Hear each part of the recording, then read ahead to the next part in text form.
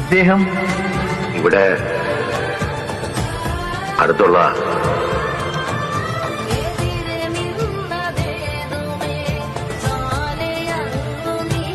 ഇവിടെ തെക്ക് 2 വീടപ്പുറം വാടക. സ്വന്തം നാട് കൊച്ചാലേ. നാട്ടിലേക്ക് പോണ വഴി ഇറങ്ങട്ടെ. മോനെ, ഇനിയും ജീവിക്കണോ നിനക്ക്? ഹരിക്കുട്ടനും മണിക്കുട്ടിയും ശാന്തൻ ബാലന്റെ മക്കളായി വളർന്നു.